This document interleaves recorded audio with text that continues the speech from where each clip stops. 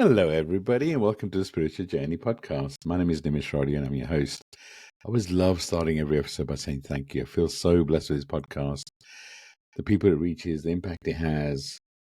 When I started, it was a passion project, and my objective was really to simplify spirituality. And I love the fact that, and to guide people on the journey. And I get messages on a weekly basis saying people just found it when they needed it most. And I just feel so blessed. And quick intro for me, I'm an Akashic record reader, Akashic trainer, podcast host, podcast creator, as well as a spiritual coach and mentor. And what I get to do is I get to guide people on the journey. I get to hold people's space and really help you understand why you're here, releasing the layers that you've been holding on to. And I do that through a mentorship program. I've just recently introduced a membership as well. I read Akashic records, this podcast, whichever way. But with this podcast, I get to interview some amazing, beautiful guests. And I'm excited to have Julie Ryan with me today. And Julie, welcome. And I'd love for you to introduce yourself. Hi, everybody. Julie Ryan coming to you from Sweet Home, Alabama, in the southern part of the U.S. Nims, you have such a fabulous voice. Oh, my gosh. You know, you could read romance novels. I've never been told that before. I've been told I can I can be a radio DJ. I can, I've never thought about reading romance novels. One of my best friends, when she met my husband, he's got this deep southern accent. It's amazing voice. And she said, he could read romance novels. And I told him, and he said, you tell Mary I'm not reading those sex books. I said, no. I said, they're romance novels. Oh, so Nims, you could read romance novels along with my husband, Tim. I love it. Something to do. Yeah. So I'd love for you to introduce yourself. Tell us about you. All right. I'm a businesswoman and an inventor of surgical devices sold throughout the world who learned how to do woo-woo, and I'm a buffet of psychicness. How's that for an introduction? Which means that I didn't have dead people chasing me as a child. I learned how to do all this energy healing and communicating with spirit and all of that. And what I learned was once you connect with spirit, Nims, you can do it all. So we can scan you medically. I'm like a human MRI. I can see inside your body. I can see broken bones, torn ligaments, viral infections, bacterial infections, cancer, whatever. Facilitate energetic healings. We can scan your cat. We can talk to your dead grandmother. I can tell how close to death somebody is. We can do past life stuff. We can talk to your spirits and your angels and your whoever. So, and then I teach people how to do all of this stuff. So it's really an awful lot of fun and brings so much comfort to people as well. Beautiful. Wow, sounds amazing. Don't know if I've ever had anybody introduce themselves like that. I know you wanted to mention the promotion right at the beginning before we jumped in. So I wanted to give you the little nudge. Okay. It's not a promotion, it's a gift to everybody that's listening or watching. And it's my book, Angelic Attendance, What Really Happens as We Transition from This Life into the Next. And I'm sure we'll talk about this, but it's how we're all surrounded by angels and the spirits of deceased loved ones and pets as we're dying. And it even has illustrations in it with the different configurations that I call the 12 phases of transition. So anybody that wants a free copy, we'll send it to you. Just go to julieryangift.com, julieryangift.com, and we'll send you an audio book and a digital version. And we have it in Spanish as well, if you'd like Spanish. So thank you for joining Nims and me today. And that's just a little gift for you. Oh, so beautiful. Thank you for that. You bet. So, I always love starting by talking about the current energy and kind of how it's impacting you. And for me, I talk a lot about we're shifting from divine masculine to divine feminine. And, I just feel like we're going through this shift and the planet's going through a shift like never before. So, and the masculine in us is in crisis and the feminine in us is kind of the woo-woo stuff that you talk about. I feel it's all being activated. What are you seeing in the world, and how are you feeling about what the shift or whatever you want to call it is happening? Well, first of all, woo-woo is one of my favorite words, and woo in Taoism means source. Most people don't know that. but Mm. it does. And so I think woo woo is a fun description of source. So, what do I think is going on in the world? I think our vibrational level is raising. I think we're seeing a lot of shattering of the old guard and the old techniques and stuff. And you got to shatter the old in order to make room for the new to come in. And I agree with you. I think that spirituality, not so much religion, which is what Mm. we've had for eons, but more spirituality is coming in. And I'm seeing that it's becoming way more part of the zeitgeist. People are interested. They want to know more. They want to incorporate spirituality into their religion, perhaps that they're practicing, but also in other areas of their lives.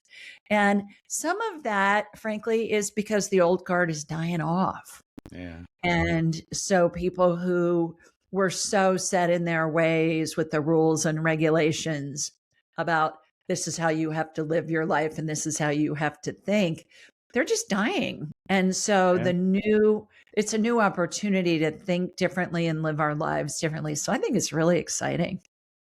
Yeah, I'm excited too. I feel like our soul chose to be here, and the ego, the individuals that we put on a pedestal, I feel like are all gonna lots of surprises are gonna come out over the coming months, years, and it's a time for us to build the communities and really kind of connect differently. So I'm here. I'm here for it. Um, I feel like they don't show us everything, so they'd be boring that way. So, Yeah. but I'd love to know more about your story, your journey, because you bridge the gap between you know science, 3D, whatever you want to call it, and woo woo, as you call it. Tell us a bit about your journey and kind of how you connect and what that feels like. Sure, I'd be delighted to. My motto is that I combine spirituality and practicality to help people live a life of purpose and joy. And so, as I mentioned, I'm a businesswoman. I'm one of those crazy serial entrepreneurs. I have founded 9 companies in 5 industries. And Wow. as I mentioned, I'm an inventor of surgical devices and former manufacturer of them. So I sold my company in 2015. I thought, okay, now what? Hmm. And so that's when I decided to do my Ask Julie Ryan business, which is what I'm doing right now. And it's kind of a fun story of how that all came about. May I share that? Sure, of course. Okay. One day I was with my mentor. I studied with her for about 6 years. I had a friend give me a book called Anatomy of the Spirit by Carolyn Mace more than 30 years ago. And she called herself a medical intuitive. Well, I'd never heard that term before, NIMS. And I thought, what the heck is that? And so I wanted to know more. And we didn't have the internet yet. So I did the old fashioned thing and I went to a bookstore and I found a book. I thought they're going to have perhaps more information on this than even my local library. So I went to a bookstore and I found a book called Hands of Light by Barbara Brennan, who was a former NASA physicist, the late Barbara Brennan. And she parlayed very complex quantum physics principles into understandable English of how to use energy to help facilitate healing. In addition to Eastern medicine, Western medicine, the typical things that we are accessing, let's say. So I wanted to know more. Yeah, And I called makes her sense. school, kind of like when you glob onto something and then you find yourself in the rabbit hole and you're like, okay, well, what else is there out there? So I called her school and I said, do you guys have anybody teaching this stuff in my area? And as luck would have it, there was a graduate of her school that had just opened a school in my area. And I studied with her for 6 years. So one day I'm with her, my mentor, and she was doing a healing on me, Nims. And I was laying on a table with a blanket on and all of that. And then my deceased loved one's spirits line both sides of the table. Even my late dog, Katie, who stands on her hind legs, her little spirit, and puts her little Oh, paws up on the table. It's the cutest thing ever.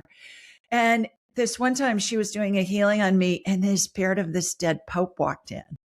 And wow. I thought, okay, he had his Pope hat on and his shepherd's rod and the whole 9 yards. And I said, well, who are you? And he said, I'm Clement. And I said, okay, I've never heard of a Pope Clement. And he laughed and he said, well, I was number 6. And I said, okay, how may I help you? And my mentor, Susan, could see him too and hear him. And he said, you're supposed to teach the world what happens when somebody dies. He said, it's been so bastardized over the millennia. People are so afraid. There's nothing to be afraid of. It's glorious. You know it. And I'll explain how I knew it. And he said, you just need to get on with it. You just need to, go educate the world. Nice. Like, just go do that tomorrow. Yeah. And I said to him, thanks so much, but I'm really not interested. You see, I'm a businesswoman and people will think I'm nuts. And he laughed and he said, yeah. Everything you've ever done in your life has prepared you for this. So just do it. A few minutes later, I go to get in my car to leave, Nims, and I just for kicks, I looked him up on my phone. Come to find out, this guy was in office during the Black Plague. Oh, wow. When Okay. 2/3 of Europe died, and he's best known for his prayers for the dying and his prayers for the dead. And I thought, good heavens, girl, you can't make that stuff up. Yeah. I've never heard of him. So that's how this all originated, and how I knew what happens when people are dying, how they're surrounded by angels and the spirits of deceased loved ones and pets. And we can talk more about that. Is in 2002, when my own mother was dying. That's the first time I'd ever been around anybody at the end of their lives. And on one side of me, my heart was breaking because my mother was dying very unexpectedly. On the other side, I turned on my radar, my spiritual radar, which I turn on and off at will. And I was seeing all these angels and all these spirits of some of these people, Nims, I knew, but I hadn't thought of them in 30 years since they died, and their spirits were in the room. And every dog we'd ever had, Wow. their little Okay. spirit was in the room. Every pet that my mother had as a child. I talked to my uncle after she passed, and he was naming all these dogs and lizards and stuff like that. I think they had snakes and bunnies and lizards. It was like a menagerie of pets at their house. Wow. And so it was really remarkable what I was seeing. And then the next few days later, I was at her funeral, which was a Roman Catholic funeral. And at the end of every Catholic funeral is a prayer said called In Paradisum, which in Latin translate to into paradise. And it says, your loved ones and the angels will greet you and guide you into paradise, lead you into paradise. And I thought, good heavens, that's what I saw happen with my mother. And so when I was writing angelic attendants, just for kicks, I thought, I'm going to research that and see where that prayer originated. And what I learned, Nims, was it began as a 5th century Gregorian chant. And I thought, well, maybe it took till the 5th century till somebody was well educated enough that they could read and write. Mm. And certainly those people were men living in monasteries and synagogues. Those were the scribes. So I thought, all right, people have been able to see this since the beginning of time. And then by the time Pope Clement's spirit showed up, he's still around me all the time now. And he always wears his Pope hat. And I say, I go, what? I know who you are after all these years. You don't have to wear the hat. And he's hilarious. Nims, he says, yeah, but it looks good, don't you think? I said, yeah, it does. Love it. So that's how all this came about. Wow. Such a gift. I mean, transitioning souls. I mean, I can feel souls when they're transitioning. Can feel where they are, but it feels like you've gone so much deeper and kind of feeling the soul, guiding the soul. And Yeah. what does that feel like? It's really comforting, not only to me, but to the family with whom I'm working and also to the person who's dying, because there's lots of information out there about the afterlife, about how to grieve, about the grieving process, even about near-death experiences, but not much information about what happens when somebody's dying. And that's what we're all afraid of, because when we're with a loved one at the end of their lives, we're thinking, oh, I'm going to be there one day. Wonder what they're seeing, wonder what they're experiencing. The most interesting part of the 12 phases of transition is a year after I released the book, there was university-based research conducted and released that says that 90% of people at the end of their lives can see and communicate with the spirits of deceased loved ones and pets. 90%. Crazy. So for all these years when we thought grandma was hallucinating because of the morphine that hospice had given her, she wasn't hallucinating. She was actually seeing her deceased father, let's say, and able to communicate. I have talked to literally hundreds, if not thousands, of families who report that they witnessed that with a loved one. Certainly critical care, medical providers, doctors and nurses and others, hospice providers, all have many stories. In most of the hospice literature, it says expect your loved one to say that they're seeing the spirits of deceased family members and others, sometimes religious figures. They'll talk about that. And then also the other people that have unlimited stories is that's the funeral directors, because when the families come into play to plan the funeral, they're telling these funeral directors these stories. And turns out now we've got university-based research that proves that that's true. Isn't it interesting? It's like when you're born, the veil is really thin. Again, this is what I believe, but children can see things that over time you block that up, and then you go full cycle. And when you enter this realm, or when you leave this realm, we naturally can see things that in our adult life we probably can still see, but we block out. And isn't it interesting? Because I've always felt, as a baby, you're very present. You cry, you get attention. And I feel like we're trying to get back there, right? We have all these plans and all this, and really, when you come down to it, the only thing you control is this moment. The You're magic, right. the beauty is in this moment. And, when you leave this realm, again, I feel like there's a time when you're just present. You're present in the moment. You're present. I feel like we choose when to. Well, that's actually not true. I feel like when we leave and when we come, it's kind of part of our destiny, and it's always harder for those left behind, right? But I've always felt a peace, mostly with souls when they've transitioned, when they leave, and of course the pain is with those left behind, right? But it's just such a beautiful process. It's such a, this life is such a small part of our whole soul's journey. It's just, just a flicker. But I feel like it's such a powerful opportunity to be present. I feel like it's a gift to be here right now. It's just, but tell us some of the stories you've heard, any kind of experiences you want to share.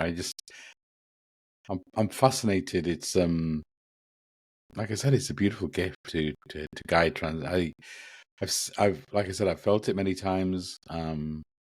When souls transition, I've felt what the soul's doing. I've never actively got him. I mean, apart from family and things, I've never really kind of used that to guide others. But I'm curious.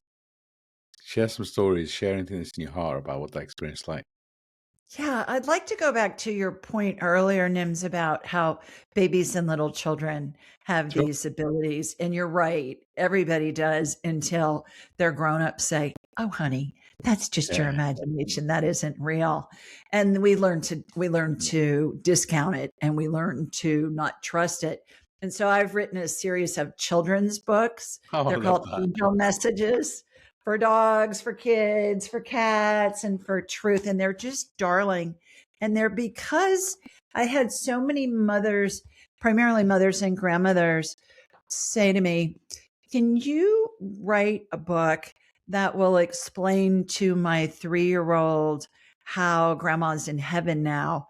And little Johnny says, "No, she's not. She's asleep in that box up there in the front of the room," because they're at the funeral home. They're there for the Wow. visitation hours. Or how does little Susie, who's 4 and can't read yet, how does she know information about a past life she says she's having? And we can validate the information she talks about with historic documentation online. How does she know that? Well, to your point, they all have the intuitive abilities. And then the other one is, how can they see deceased loved ones who come to play with them at night in their room And let's say it's a mom telling me it's my grandfather who was dead for 50 years before my child was ever born. And he's never even heard of my grandfather. And he talks about how grandpa comes to play trains with him. And Oh, grandpa was a antique train, toy train um, zealot. And so you're absolutely right. I completely agree. And so when we're dying, it's like we got one foot in the spirit world and one foot in this human world, and we're going back to the future. It's a rebirthing of going into the pure spiritual form. I have thousands of stories. I'm We sure. can, yeah, yeah. What an honor to get to work with families. It's usually a family with whom I'm working. And so, a couple that were really fun. One is one of my favorites, and it involves a gentleman in Athens, Greece, who was a retired Greek admiral in the Navy. And he had had a stroke and he wasn't able to communicate. He was at the end of his life. But I can communicate telepathically Sure. with the person who's dying. And I always ask three questions. Are you ready to go? Are you in pain? What do you need? And the what do you need is always, are you ready to go is a yes or no. Are you in pain is a yes or no. We can get them more pain meds so they're comfortable. But what do you need can range from, can you bring me a chocolate bar to a sweater to a whatever? And this guy, and some of them are really funny. This guy said he wanted to say goodbye to his sister. So I said to his wife, I said, he wants to talk to his sister or have her talk to him. I said, can you have her come over? And no, remember, she's in Athens. And she said, well, I could, except she lives in Sydney, Australia. And I said, well, get her on the Zoom, get her on the FaceTime, whatever they call Mm, it on the phone. And they did. And she was able to talk to her brother. And then he died shortly thereafter.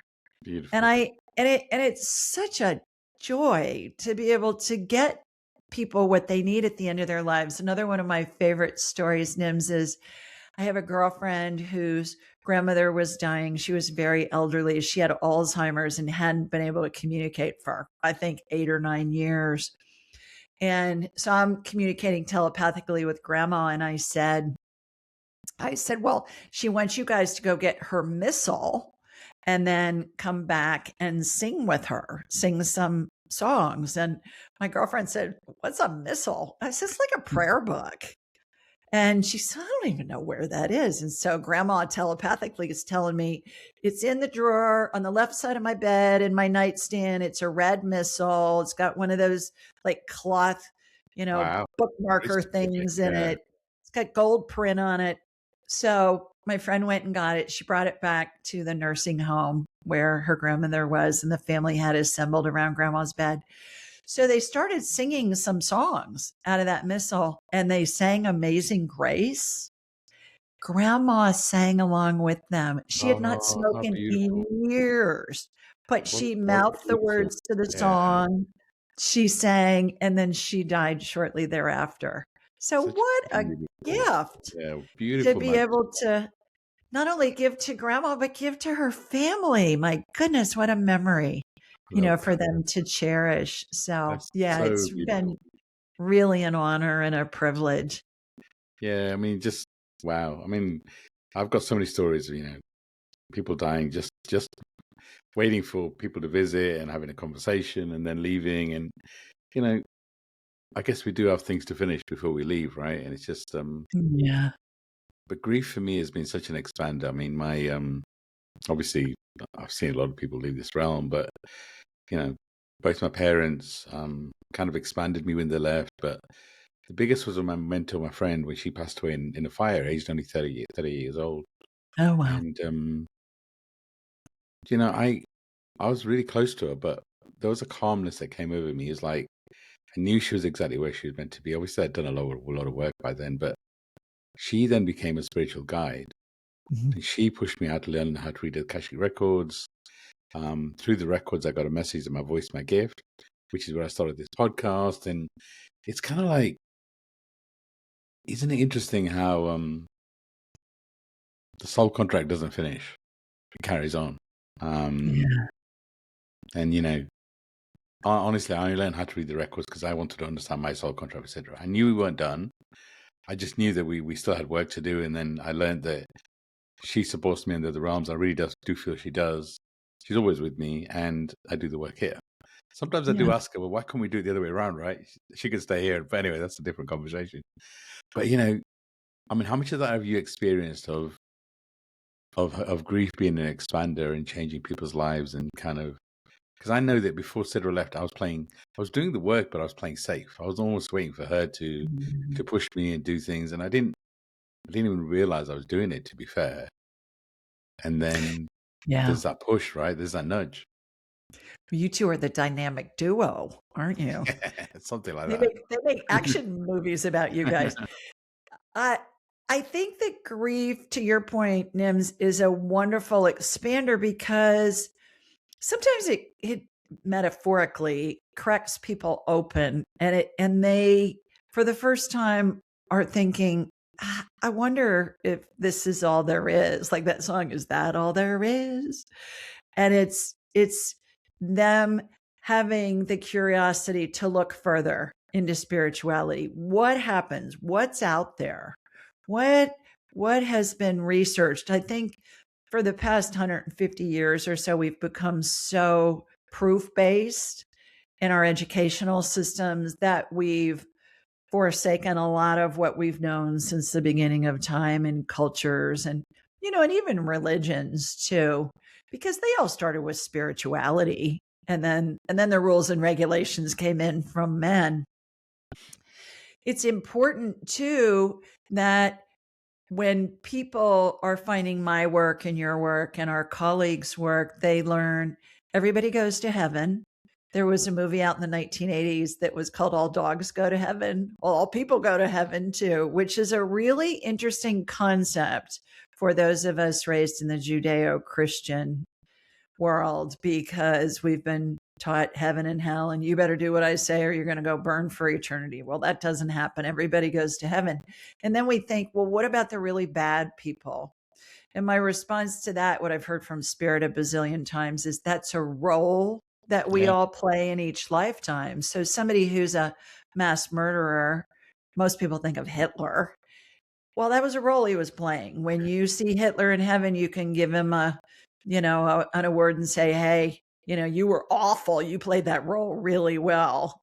Job well done. So there's that. And then the other thing that I find so interesting that is a leap for people when they first hear it is that everybody goes through what I describe the 12 phases of transition, where we're surrounded by angels and the spirits of deceased loved ones and pets, regardless of how they die. If they die instantly, like in the case of a homicide or suicide, or die over a prolonged period of time, let's say somebody has some kind of terminal disease and they really suffer, perhaps for years, we all go through the 12 phases of transition. And it's important to remember that time doesn't exist in the spirit world. Time's a human creation. Yeah, I agree. Which is a big leap for us in our human minds. There are a couple of nuances about the 12 phases. May I share those? Of course. Please do. What everybody goes through. As we're dying, our spirit exits through the top of our head and it hangs on, and it looks to me like a cartoon speech bubble. You'll see, here's what this character is thinking or saying. And then the maternal spirit closest to the person who's dying comes in first, and they run the show from the spirit world, which really surprised me, Nims, when I first saw it with my mother, because my Mima, my grandmother, had just died 6 months prior to that. And I thought God probably had some department in heaven of the dying department, and they'd be like dispatching some angels. Okay, Stanley's dying, send some angels to, wherever. It's not how it works. This is not what I perceive. So it's the female spirit closest to the person who's dying that runs the show from the spirit world, brings in the angels, brings in the other spirits, brings in the pet spirits. And if somebody is adopted, it's the mother that raised them. Yeah. The birth mother's there. Her spirit's there if she's deceased, but it's always the mother who raised them. So that's the first thing. Secondly, they show up first, the maternal and paternal spirit. If, for instance, if my dad was still alive, it would be my dad that would come in secondly. My dad's in heaven. So it's going to be my maternal grandfather. It's always on the maternal line, which I think is interesting. We can come back to that in a minute. And then these big old angels show up. And I was raised in 12 years of Catholic schools. So I was taught angels have big wings, wear white gowns, have a rope belt, they're barefoot. Is that what angels really look like? That's how they appear to me, because that's how I was taught they're supposed to look. Somebody who's raised in an indigenous culture in the middle of the Amazon may see angel energy as just a ball of purple fuzz. It's your truth, right? Exactly. It's going to always be, spirit's going to show up in a way that we can understand who they are based on our own frame of reference. And so they form a circle around the person. And as the person's getting closer to death, that circle opens into a horseshoe and then eventually a straight line. Let's say if somebody's in a bed, straight line across the foot of the bed. Thousands of other spirits come in. I call them the Welcome to Heaven Committee. And I mean, thousands, and they're in period dress. Nems. There would be like Renaissance people and cavemen people and 1960s go-go boots and miniskirt people. It's a riot to see them. Nice. Yeah. So a couple of nuances. That spirit bubble halfway through at about phase 6, there are 2 extra angels that show up and they position themselves on either side of the spirit bubble. About phase 9, between 9 and 10, their wings start to move. And I watching all this with my mom and I'm thinking, all right, they're going to play a role. I have no idea what's going to happen next, but this is fascinating. And so their wings moved and they reminded me of a giant owl, slow, rhythmic movement, silent. And after a little bit, the movement of those angels' wings created a vortex above my mother's head. And I thought, that's how our spirit's going to disconnect from her body. And you hear about the near-death experiencers. Yeah. A lot of them talk about going through a vortex. That's what's happening. So when I was writing angelic attendance, I thought, I'm just going to look that up and see if there's anything that correlates with that. So I did a search on owl wings vortex. Come to find out, there's this aeronautical engineering phenomenon called the wingtip vortex.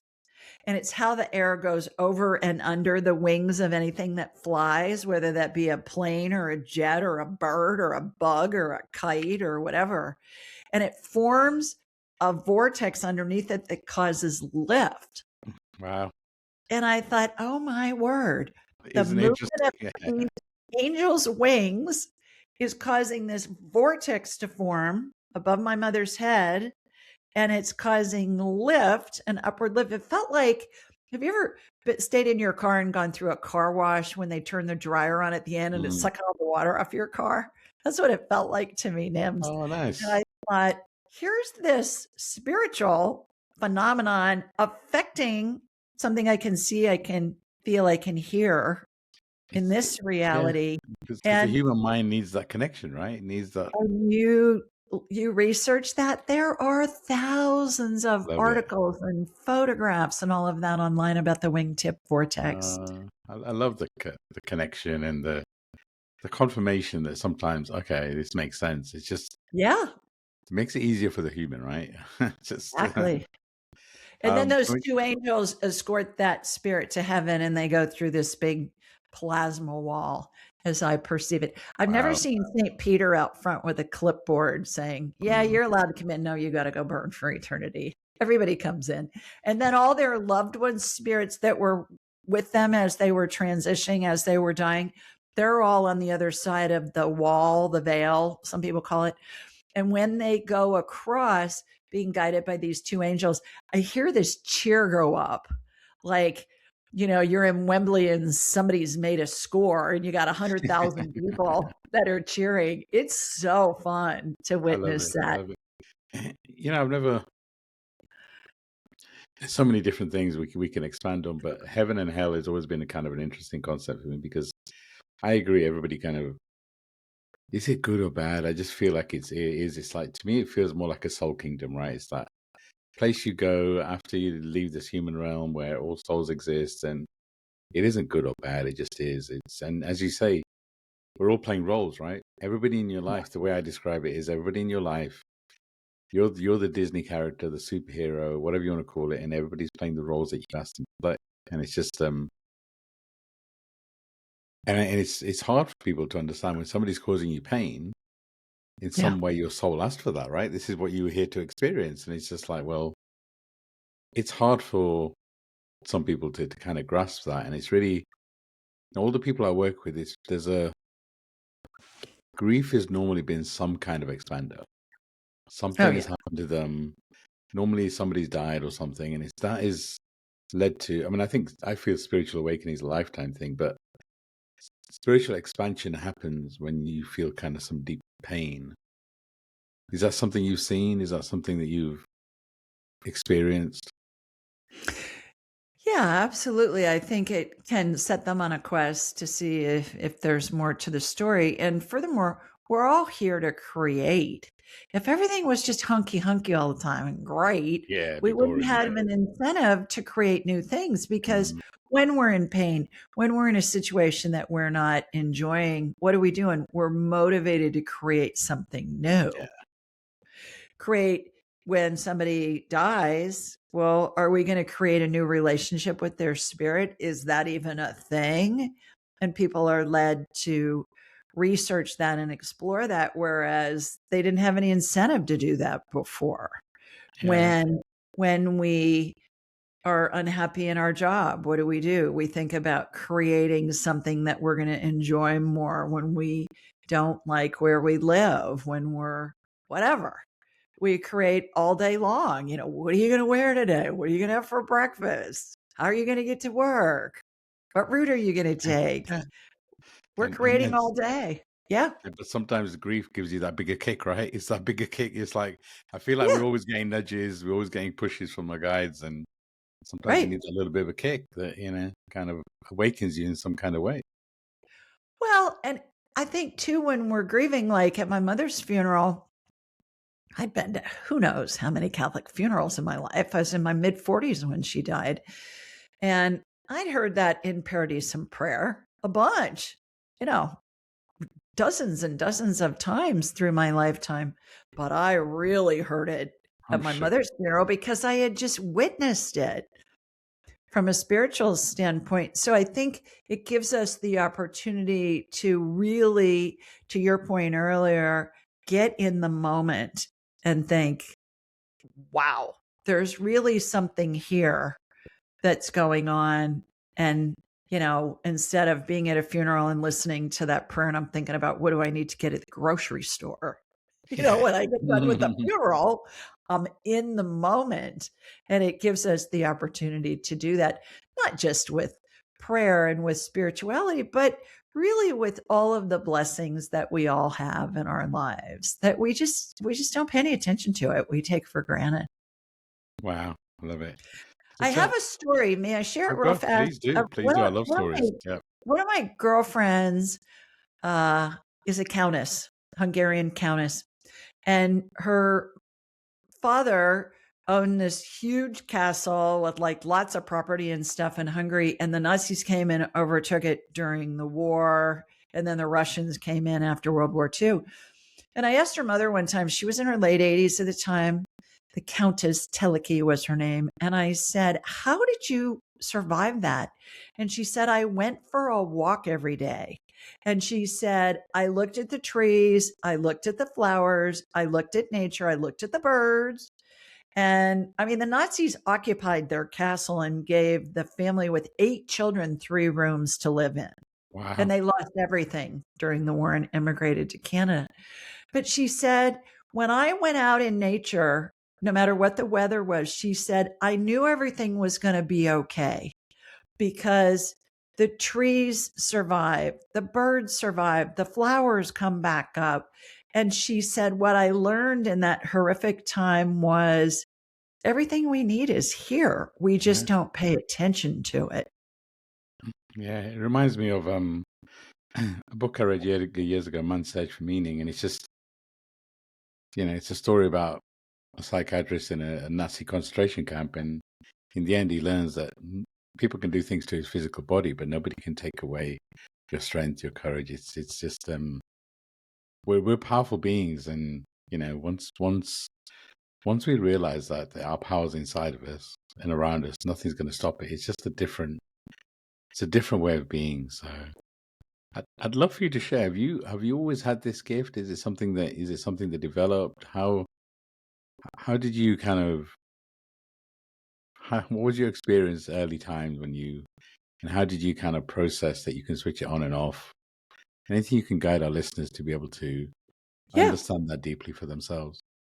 Yeah, I learned how to do all this. I had mentioned that somebody gave me a book, and then I called school, and then I studied with my mentor for 6 years and learned energy healing and learned Kabbalistic healing, which is ancient Jewish mysticism healing. And there are lots of schools of thought that believe that in the Bible, in the New Testament, they talk about Jesus up till he's 12 and then he comes back when he's 30. Well, what happened during all those years? Many scholars believe that he went to India and elsewhere and was taught different healing techniques, including Kabbalistic healing. And so, fast forward from more than 30 years ago, I teach all this stuff in a weekend now. It's kind of like we used to use carrier pigeons to deliver messages, and then we used Pony Express, and then we used, whatever, we used the mail, and now we communicate instantly with our technology. So things that have been concepts have been around since the beginning of time, we can Sure, yeah. grasp very quickly. So I think it's a matter of realizing that once we connect with spirit, we can do it all. As I mentioned, most of the work I do is healing work. People come to me when they've had several opinions of doctors and several diagnoses, perhaps, and several treatment plans, and they still got the same symptoms.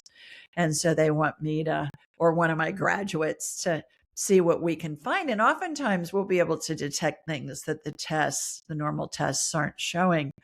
The most important thing to remember, however, Nims, is our heads are all like big satellite dishes, and they receive and they transmit frequencies. Every spirit has a frequency they keep throughout all of their lifetimes. Every thought has a frequency.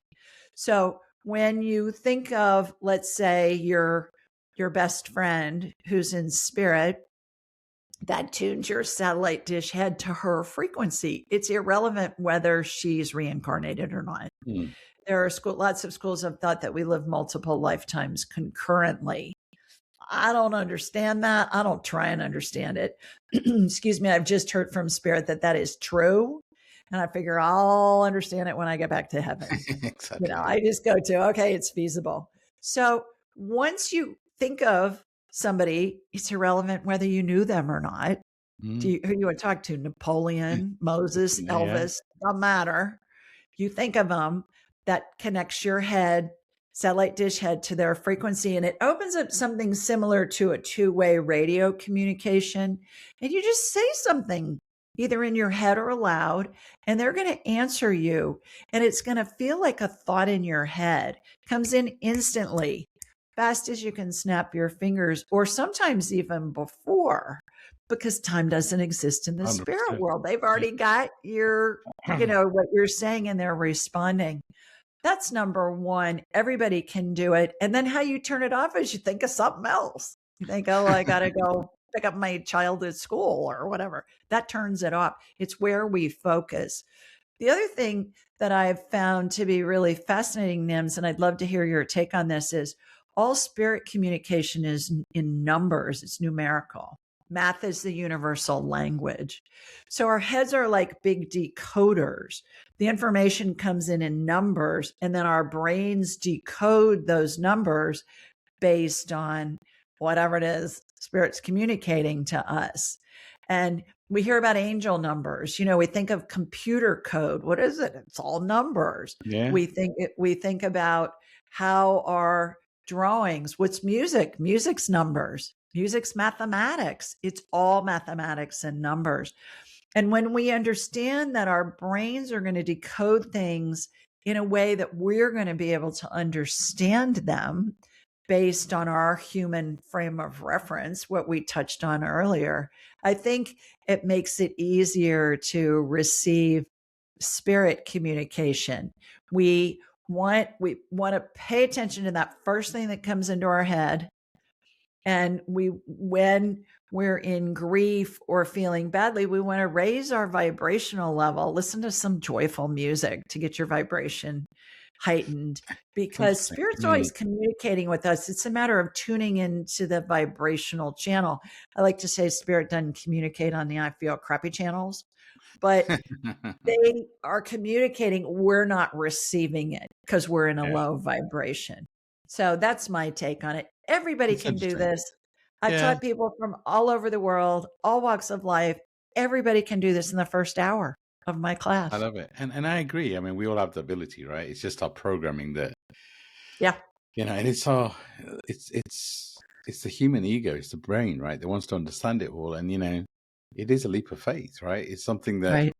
you have to just accept and trust, and it's just the angel numbers and stuff that you talk about. I agree. It's our guys trying to give us messages and proof, and Right. and actually, what you say about numbers kind of makes sense because I know that a lot of the conversation I have is with people is, I wish I could see things. It's like I can only hear them, I can only feel them, and it's just like, well, however you receive is perfect, and you start with feeling because that's what your mind can take. But then as you start to receive, never thought about receiving just in numbers, but as you start to receive and build that muscle, that might turn into more visual things. It may turn It into absolutely does. and it I've seen just it hundreds of times. Yes. and it just but however you receive is perfect for you, right? It's not right or Yeah. wrong.